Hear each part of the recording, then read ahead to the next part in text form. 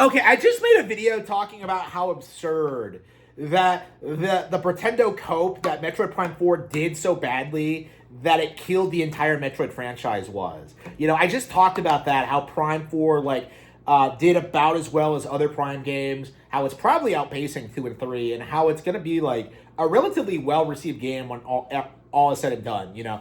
Basically the backlash to it is a fringe online community of people who had their expectations way too high for this thing and were underwhelmed by it because nothing could have possibly lived up to their expectations. The game is good and everyone agrees it's good, but there's definitely this weird conspiratorial segment of the Metroid fan base that are desperately trying to downplay it for their own grifting purposes. Pokemon Legends EA absolutely is going through the same process at a larger scale. Honestly, the Pokemon hate base is kind of on the same caliber as the Metroid fan base now. It's the same exact methodology where you have these guys coming out and they're trying to tell you that Pal World is gonna dominate the Pokemon TCG. They're gonna put out anime. They're gonna rape Nintendo in court. The Power World outsold Pokemon Legends EA. I'm seeing retards say that now. None of it's true. None of it's gonna happen. But the thing I've seen today, and this really does need to be pointed and laughed at, is this claim that because Pokemon Legends EA only sold 12 million units, that means that Game Freak is gonna scrap the Legends side series going forward. And I was just sitting here are you serious? Are you delusional? You really seriously believe that after, one of the most well-received Pokemon games in years, this incredible, amazing experience, ZA, critically acclaimed, best-selling game, one of the best games on Nintendo Switch 1 this year, actually. Pokemon Legends ZA, at 12 million units sold, did not sell well enough to justify another sequel. Are you serious? And this isn't coming from a viable source. This is coming from some weirdo on Twitter. And that's that's the narrative they're going with now. That's what they're legit trying to tell people is that Pokemon, it's failing because this guy tweeted that it was. Again, the online gaming community is completely delusional about Pokemon's place in the market. They don't want to admit it's bigger than Grand Theft Auto. They don't want to admit that Pokemon, that mainline Pokemon does really well. They don't want to admit that Game Freak is one of the best developers in the industry. And they certainly don't want to admit that Pokemon Legends EA was a massive, massive success. So ever since this thing came out, they've been trying to weasel their way oh yeah, it didn't sell very well and nobody likes it. I saw so many YouTube videos trying to say this game was broken and unfinished. Remember that bit early on when someone tried to say that the city was just one giant model, when in actuality what he was referring to was an in-game replica of the city at a museum. Okay, there were all these weird conspiracies and copes trying to find something to complain about with Pokemon. The nits had been picked so thoroughly that there were none left, and the game still sold 12 million units, and the community is trying to say that it didn't do well enough. It's a cope. It is absolutely positively a cope. And this kind of goes into what I've been saying for a while now. Something that I do think needs to be addressed. No matter how well Nintendo does, the entire community is going to rally and say that it's not doing well enough. For Prime 4, it's saying that well, a game like this can't be successful at having only sold 1 million. Please ignore that the older games only sold about 1 million. Let's ignore that ZA is on a strict budget. For some reason, it only selling 12 million is a huge issue. Nothing they say makes any sense. Nothing. And what's more is that it feels like nobody in the community is really questioning it.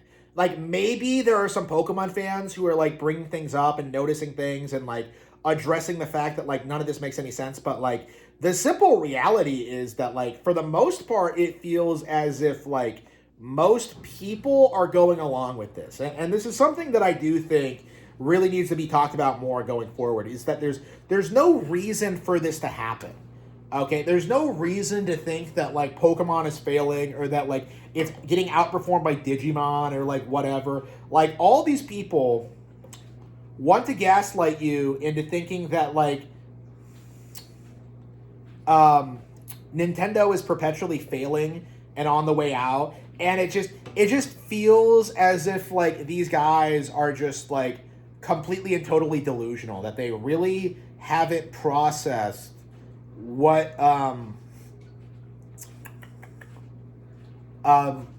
any of the information and are just like making up whatever sounds good. Okay, like 12 million units. Oh, that's not very much. Oh, Power World sold more than the like.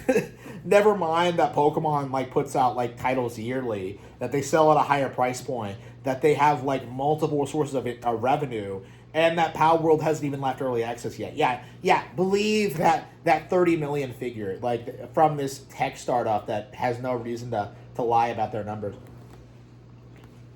You do realize where the 30 million like figure came from, right? You do realize who verified it? Jeff Keighley, who has like every reason to lie about Pokemon sales to try and like keep the discussion around the brand negative. It's embarrassing. It's unbelievably cringe, and I'm very curious at what point people are going to start like seeing through it, because recently we had the situation with like Dispatch, right? They released a statement saying that Nintendo censored their game, right? And people looked into it, and what actually happened was that Ad Hoc, the developer behind Dispatch, were too lazy to create like different Switch versions of their game. So like because of the Japanese rating boards like demanding censorship, because of that, not because of Nintendo, they just released the censored version in all regions. So again, that was entirely on them. That was entirely because of what they did. So, like, for the longest time, people were acting like Nintendo was responsible for changes, and Nintendo was responsible for censorship. There were so many times I heard people blame them, for Neptunia's censorship or, like, what have you. But, like, it is the Japanese rating boards. We have, like, a pretty concrete example of a developer lying to try and blame Nintendo for something that, like, they themselves did. And, this has been a thing that's been, like, happening for years. So it's very nice to have, like, an actual transparent example of this being proven. And it only took, like, a Western developer to try and pull this off for it to become more widely known. So I have to wonder, like, at what point is the Pokemon hate grift going to collapse? Because it's not going to sustain itself much longer, okay? Like, if you're seriously going out there and saying that, like, 12 million units is a failure, you're insane, okay?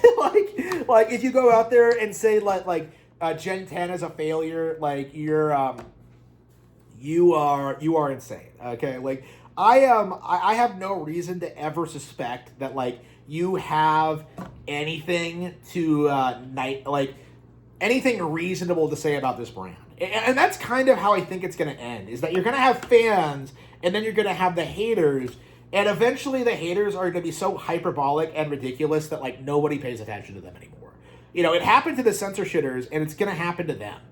And I'm just very curious about what's going to happen. Like, if you think back to, like, the Gen 1ers, and how they were, like, very adamant that, like, only the first 151 were real Pokemon. Like, please ignore the existence of Gen 2 Pokemon and, like, a lot of Gen 1 material, including Togepi in the anime, Donphan in the first movie. Please ignore, like, Peekaboo and all the speculation about that. Like, please ignore Bill in, like, episode 10 of the anime. Like, there are way more than 150 Pokemon in the world, like, ignore all of that and create this weird fan fiction alternate reality where there were only 150 Pokemon. Like, again, like, it became such a meme that, like, the entire, like, community just fell apart and people started clowning on them. Like, it's only, and it happened very, very suddenly around the time that, like, Gen 5 came out, right?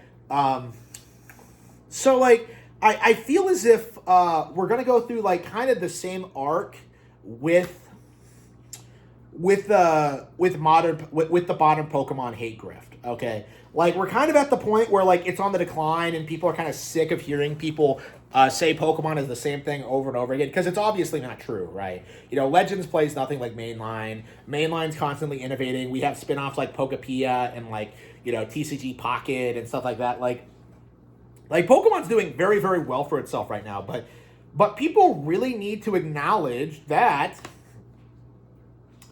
the critics of this IP don't have its best interest in heart. You know, they're not really fans. They're not really being critical of what Game Freak is doing. They're basically just clickbaiting to try and push an agenda. And this is a very good example of that. Like, it is a very good example of just how desperate the community is to downplay Nintendo and its biggest brand. Like, Pokemon is very, very popular and very, very successful, and the simple fact of the matter is that these people are constantly trying to pretend otherwise.